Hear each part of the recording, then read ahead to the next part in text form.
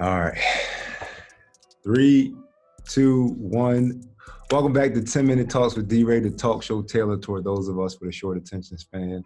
I'm in a different set today. I'm at Rec Philly, co-working space out here, but I got my man John Fanta on. How you feeling, John? D.Rey, I'm doing well. I also have a short attention span, so this is perfect. my man. We're going to jump straight into it. Obviously, I know you through us not only working together, but when I was young, I was playing the Big East, and you on your interview, I was like, "Yo, this is dope! Like, he's a dope individual." But working with you has you know what I mean? You're my guy. But this year we experienced this together. Big East tournament just shuts down completely. Walk us through that weekend. Well, it was the first time you were the co-host throughout the entire thing. I blame you for all this that went down. No. I'll tell you what.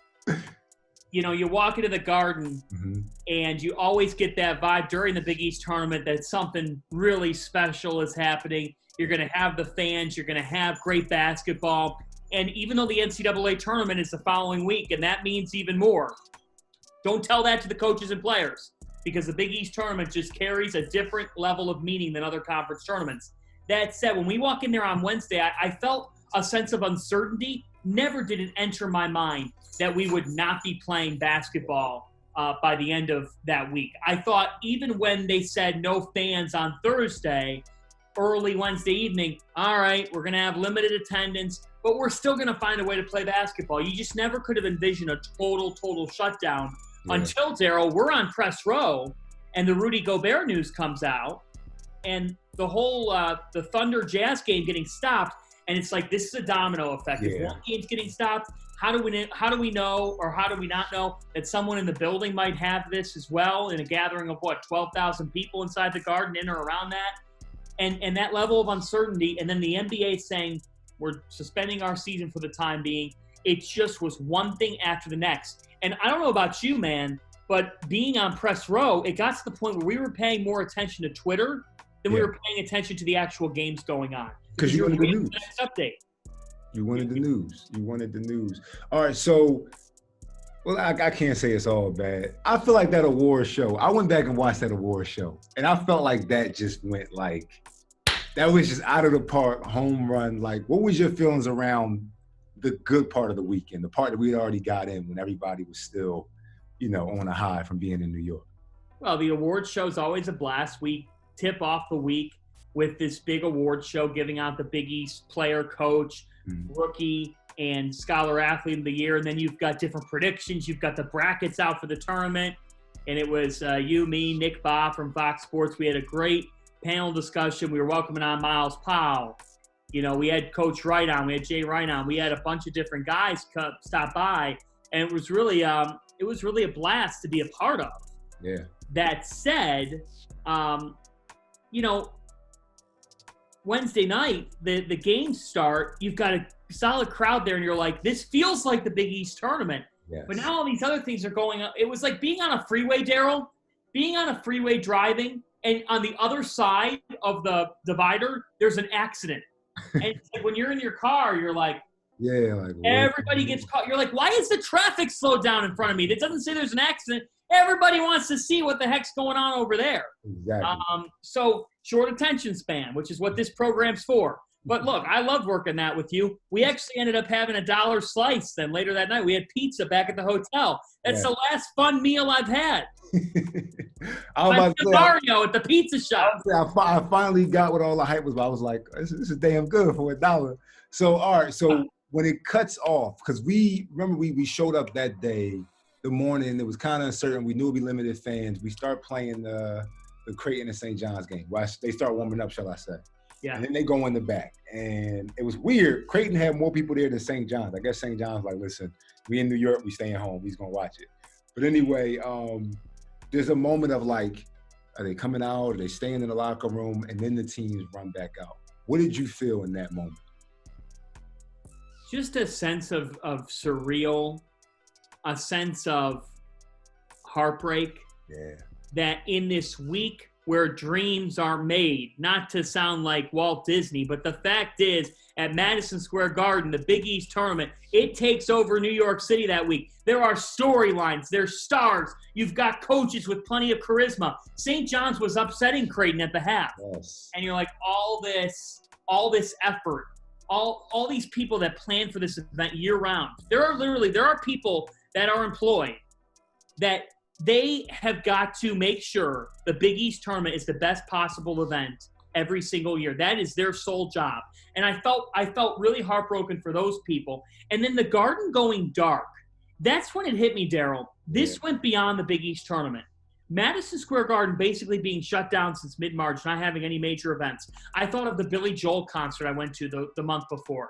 I thought of all the summer concerts they're hosting, all the Knicks games, all those big things that they host. And I'm thinking to myself, man, this is just a start. Like, I was thinking about all the workers. You know, when you walk by Garden Security, how great those guys are near the locker room. You become friendly with them when you see them every day. The people at the coat rack, all those different people that are working. It's the energy there. It's the energy. And when that energy was just stopped, you think to yourself, this is Madison Square Garden. The Garden never stops. It was surreal. It was heartbreaking. It was really it was just tough to grapple with. And I got to tell you, Daryl, I think thinking about it now, remember we were hanging around the Garden?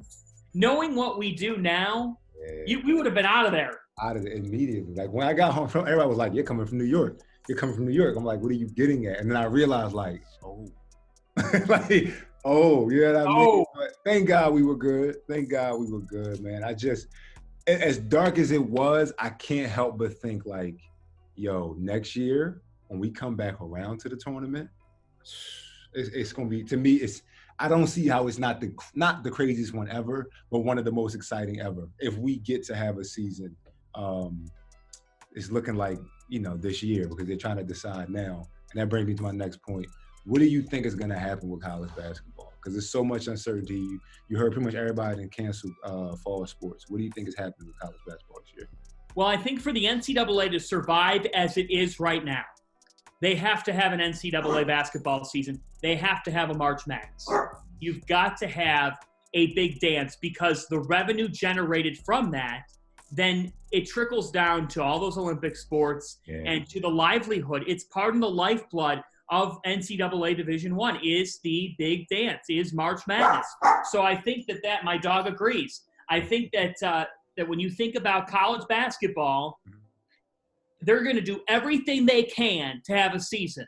I think you're going to see bubble play. I think that's going to exist. I don't know if it'll be every conference. I don't know if it'll be regionalized for non-conference invitationals. I think you're going to see some bubble play, and people might say that's expensive. People might say, what about the student athletes? Aren't they supposed to go to class? Two answers to that. Bubble play might be expensive, but if it's the only realistic way to pull off college basketball before the NCAA tournament, they're going to do it, because they're going to make all that money back and more by hosting March Madness. Answer to question 2. You played this game, and you know that you were missing quite a bit of class time during the season, but the bulk of your class schedule came when you weren't in season, when you were in the summer, when you were in the off season. Not to say you weren't still going to class during the season, but you arranged your schedule specifically. And this year, you've got student athletes taking classes virtually already. I would argue they're of more benefit with an academic advisor inside a hotel taking their classes and having that hands-on experience than being exposed to others on campus, potentially having distractions on campus, and then maybe not having the same level of access. I just think that there's a way to pull this off, and for the student-athlete part of this to get achieved, I think it can be achieved since you're already going to school virtually to begin with. Yeah. It's going to be crazy, man. It's going to be crazy. All right. Last question on here, man. What did you have this year for the Big East tournament? Or what did you have happening? Man, I'm going to sit here and I will say this. I thought that St.Johns was going to beat Creighton. So I thought we were going to see a crazy upset there. What might have been crazy to some. But in the Big East tournament itself, I just had a gut feeling that we were going to see Seton Hall figure out a way to hoist that trophy Saturday night. And I say that because Miles Powell was a different player inside Madison Square Garden, and Seton Hall was a different team inside MSG. I know that would have been the third time around that some of these teams would have been seeing the length of Romaro Gill and the unique play of Sandro Mamukelashvili. I just thought to myself, Powell is going to bring a different level this week. He's going to turn it on, and Seton Hall's good enough that I thought you would add a Villanova-Seton Hall semifinal. The winner of that wins the Big East tournament. I just had a gut feel that week, entering that week, about the Hall. And if not the Hall, then it was Providence, who had won 6 in a row and was red hot. But if I had to lock in a vote, I just felt like the Pirates going into that week. They played well at Creighton, but they got beat. I thought they just had the complete formula to win a Big East tournament. I think when they were at their best, Daryl, they were the best team in the conference. Yeah, when them at their best was the best team. Yep. All right, man. All right. Well, had to show you this. I had these guys.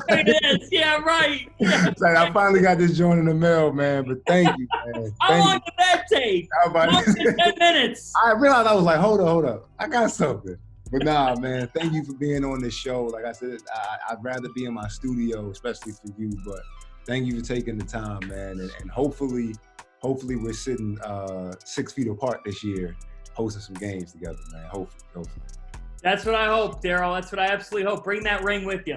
My man. Thank you, John, man. Like I said, it's been my man John Fanta on 10-Minute Talks with D.Rey, the talk show tailored toward those of us with a short attention span. Got it. I'll holler at y'all.